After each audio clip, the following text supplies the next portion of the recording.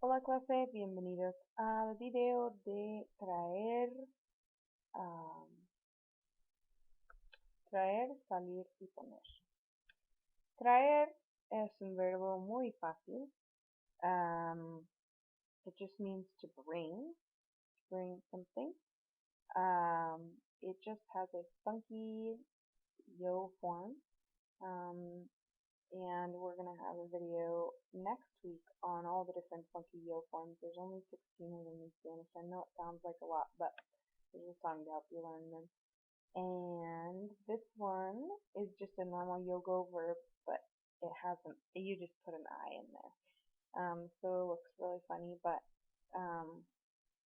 eventually the more you practice it, the easier it will become for you. So traigo. Traigo is the yo form, and then it conjugates normally for the rest of it.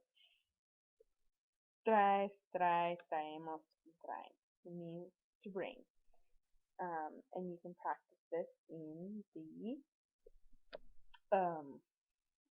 My Spanish lab exercises that you have, and also in the textbook if you're interested. We're going to do lots of review with this next week as well. Alright, salir y poner. Estos verbos son muy importantes y tienen cosas en común. So both of these verbs are yo-go verbs, meaning that in the yo form they end in go. So salgo and pongo. And then they conjugate normally through the rest of them. Sales, sales, salimos, salen. Pongo, pones, ponemos, ponen. Salir means to go out. The book translates it as to leave, which is sort of correct, but it's much less confusing if you translate it as go out, to go out. And you'll see why when I explain what's underneath the verb boxes. Okay? Poner is just to put, but I will explain, pardon me, I'll explain what's underneath the box in just one second. So with salir, to go out, you can have salir de, which means to go out of somewhere. So for example, yo salgo del restaurante. I go out of the restaurant. Perfect. So that's the one that means to leave a place. Yo salgo de mi casa a las 7 de la mañana. I leave my house at 7 in the morning, or I go out of my house. So it literally means to go out of your house, because de means of, remember? So salgo de mi casa. Salgo con means I go out with.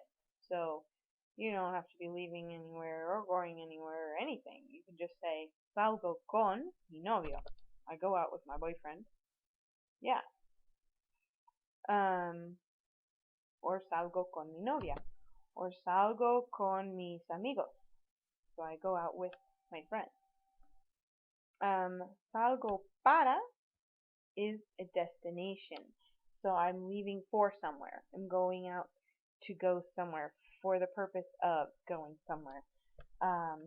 So this one's actually a destination idea. So salgo para Miami mañana. So I'm leaving for Miami tomorrow.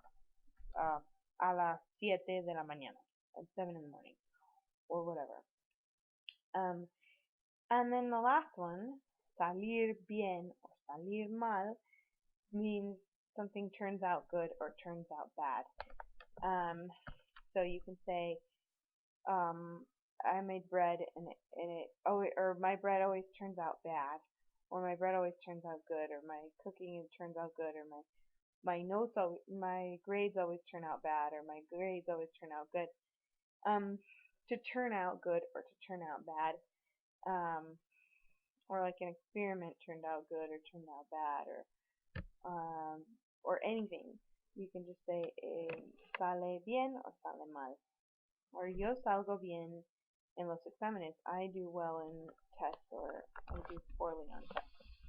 So salir, it has to be followed by one of these four options has to be followed by de, con, para, or bien o mal. Bien and mal are the least common, but it's de, con, or para is extremely important because it changes the meaning of the verb depending on which one you follow it with. So I'm going out of somewhere, I'm going out with someone, or I'm leaving for a place. So the first one is leaving from a place. The next one is just going out with that whoever. And then the para is actually has the destination, the idea of I'm going to somewhere. And then poner means to put, and it just means like I put flowers on the table, I put milk in my cereal, I put on pajamas, whatever, to put. But it also means to turn on electric things, electric appliances or whatever. So, for example, siempre pongo leche en mi cereal. I always put leche en mi cereal, milk in my cereal. Or you say pongo la luz en la noche. So I turn on the light in the night, or at night. Pongo la luz en la noche. So poner has two meanings. It means to put or to turn on an electric theme. Not your car. Your car isn't electric unless you have an electric car, but that's not very common. Your car is, there's a whole special word for starting your car. But for example, you can turn on the lights, you can turn on the radio, simple electronic devices is what you use this verb for, to turn on. Alright, muy bien. And the rest of the topics will be covered in further videos. Adios.